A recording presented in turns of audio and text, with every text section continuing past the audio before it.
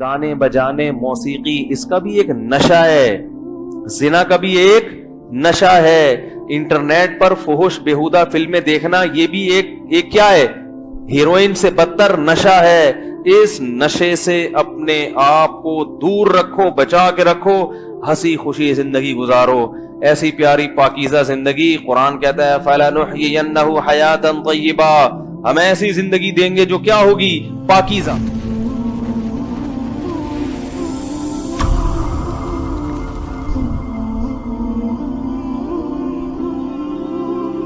سے گناہ کرنا کے بعد میں توبہ کر لوں گا, یہ بہت بڑی حماقت ہے, بہت بڑی حماقت. جتنے بھی اہل اللہ گزرے ہیں وہ کبھی اس نیت سے گناہ نہیں کرتے تھے کہ ہم بعد میں توبہ کر لیں گے, بلکہ وہ گناہ سے اپنے آپ کو بچاتے. توبہ تو ایک حل ہے آخری کہ چلو اب ہو گیا تو اب تو کوئی آپشن ہی نہیں ہے نا, اب تو سوائے توبہ کے آپ کے پاس کوئی آپشن ہے نہیں. تو اگر اسلام توبہ کا آپشن نہ رکھتا تو لوگ کہتے اب جب جہنم میں جانا ہی ہے تو چلو اور کرو اور کرو اور کرو.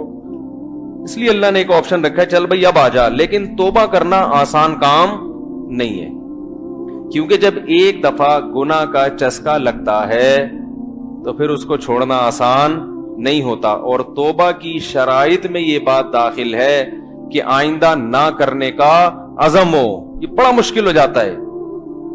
وہ بار بار یہی سوچ کے گناہ کرتا ہے کہ میں توبہ کر لوں گا, وہ بار بار ایک ہی گناہ کو کرتا رہتا ہے اور لت پڑتی رہتی ہے. بالکل اس کی مثال ایسے ہے جو ہیروئن چی اور چرسی ہوتے ہیں, وہ اس لیے تھوڑی پیتے ہیں کہ ہمیشہ پیتے رہیں گے. ہیروئن چی پہلی دفعہ ہیروئن پیتا ہے کہ ٹرائی کرنے میں کوئی حرج نہیں ہے, اور اس کے بعد پھر میں نے ہیروئن چیوں کو دیکھا ہے بعض دفعہ توبہ کر لیتے ہیں, علاج ہو جاتا ہے, دوبارہ صحت مل جاتی ہے, پھر جاتے ہیں اس طرف, کیونکہ ان کو وہ مزے یاد آ رہے ہوتے ہیں.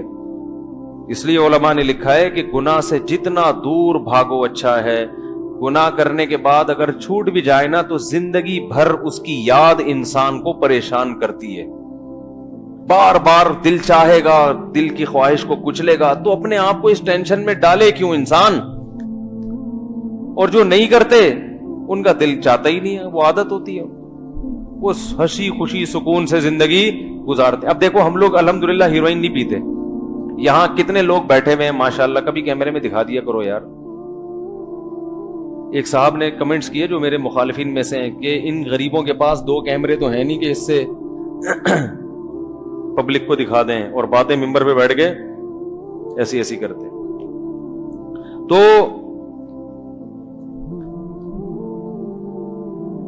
کیا کہہ رہا تھا یار,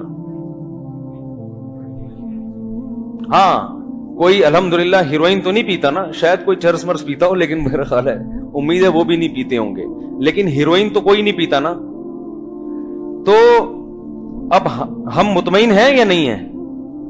اللہ کا شکر ہے ہمیں کبھی خیال بھی نہیں آتا, کیونکہ ہم نے اس کا مزہ ابھی چکھا ہے ہی نہیں. تو ہماری زندگی بغیر ہیروئن کے اس سکون میں گزر رہی ہے جو ہیروئنچیوں کو ہیروئن پی کے جو سکون ملتا ہے. کیونکہ جب وہ ہیروئن نہیں پیتے تو جسم ہوتا ہے پریشان, اور اس پریشانی کا حل ان کے پاس ہیروئن کے علاوہ کچھ بھی نہیں ہے. تو اب کوئی ہیروئن پیے اور پھر توبہ کرنا کتنا مشکل اس کے لیے. توبہ کر لی, 100 میں 1 توبہ کرتا ہے, اور توبہ کر کے پھر اس توبہ پر قائم رہنے والے پھر 100 میں 1. یعنی اگر 1 لاکھ میں 1000 لوگوں نے توبہ کی تو ان 1000 میں سے پھر بہت زیادہ میکسیمم 100 ہوں گے جو توبہ پر قائم رہیں گے, 900 تو چھوڑ دیتے ہیں, توبہ توڑ دیتے ہیں. پھر ان 100 میں جو توبہ پر قائم رہتے ہیں وہ صحت مند ہو جاتے ہیں, ٹھیک ہو جاتے ہیں, اس کے بعد دوبارہ بہت سے پھر اسی گناہ کی طرف چلے جاتے ہیں. ان میں سے بھی جو بچنے والے ہوتے ہیں 1 یا 2%. یہ میں اپنی زندگی کے مشاہدات بتا رہا ہوں. جب آپ کہیں بھائی آپ کا چرسیوں میں بھی اٹھنا بیٹھنا رہا ہے مفتی صاحب, جو زندگی کے ہیروئنچیوں میں بھی آپ کا اٹھنا بیٹھنا رہا ہے, اٹھنا بیٹھنا ہیروئنچیوں میں نہیں رہا, لیکن ہیروئنچیوں کی خبریں پتہ چلتی رہتی ہیں. جن لوگوں کے ساتھ اٹھنا بیٹھنا اس کی کسی سے کوئی تعلق نکل آئے گا کسی ہیروئنچی سے, تو اس کی خبر مل گئی. اور ہمارے گھر میں ہم جب کلر کروا رہے تھے بچپن میں, ایک ہیروئنچی تھا جس سے ہم کلر کروا رہے تھے, ہمیں بعد میں پتہ چلا کہ ہیروئنچی ہے. وہ بڑی اسپیڈ میں ٹک ٹک ٹک ٹک ٹک ٹک پوری دیوار نمٹا دیتا تھا. ہم کہتے یہ کیسے, تو پتہ چلا کہ فارغ وقت میں بیٹھ کے ان کا شغف کیا ہے؟ سٹا لگانا. سٹا لگایا 2 منٹ میں پوری دیوار. تو اس کو تبلیغ والے مل گئے, اس کو تبلیغ ملے گا, اس نے توبہ کر لی, صحت اچھی ہو گئی, فٹ فاٹ ہو گیا, جو لاکھوں میں چند ہوتے ہیں. ایک دن مجھے اطلاع ملی, مسجد سے اعلان ہوا کہ بھائی اس کا نام تھا اچھے بابو. اس کو لوگ کیا کہتے تھے؟ اچھے بابو. اس کا نام یہ پڑ گیا تھا, جوان لڑکا تھا. تو مسجد سے اعلان ہوا کہ بھائی اچھے بابو کا انتقال ہو گیا. ہم نے کہا یار وہ تو ٹھیک ہو گیا تھا, صحت مند ہو گیا تھا, شاید ایکسیڈنٹ نہ ہو گیا ہو. تو میں جنازے میں گیا, پتا چلا کہ جی دوبارہ اس نے شروع کر دی تھی اور اس دفعہ باڈی برداشت نہیں کر پا, مر گیا. جوانی میں کتنی بدترین موت, کتنی بدترین موت, کتنی بدترین موت. یہ ہے ان لوگوں کا حال جو گناہ کرتے ہیں یہ سوچ کر کے بعد میں توبہ کر لیں گے. تو بھائی نہ کرو, بچاؤ اپنے آپ کو, اچھی سکون والی زندگی گزارو. لوگ کہتے ہیں گورے لائف کو انجوائے کر رہے ہیں, موسیقی سنتے ہیں اور تمہاری لائف بور ہے. ہم ان سے کہتے ہیں بھائی ان کو موسیقی سنے بغیر سکون نہیں ملتا, ہمیں موسیقی کے بغیر ہی سکون مل رہا ہوتا ہے. تو ہمیں ان مصنوعی سکون کی ضرورت نہیں ہے. ہمیں اس مصنوعی سکون کی ضرورت, جس کو لت پڑ گئی گانے بجانے کی اس کو تو بغیر گانوں کے سکون نہیں ملے گا. جس کو لت ہی نہیں پڑی ہے وہ ایسے ہی بیٹھا ہوا خوش ہے, وہ ویسے ہی بیٹھا ہوا کیا ہے. ہمارے ایک رشتے دار تھے بڑے ماڈرن, نام نہیں بتاؤں گا کیونکہ وہ پھر سن رہے ہوتے ہیں بعض دفعہ بیان, بولے وہ تم ہمارے سارے خاندان کے راز تم نے فاش کرنا شروع کر دیے.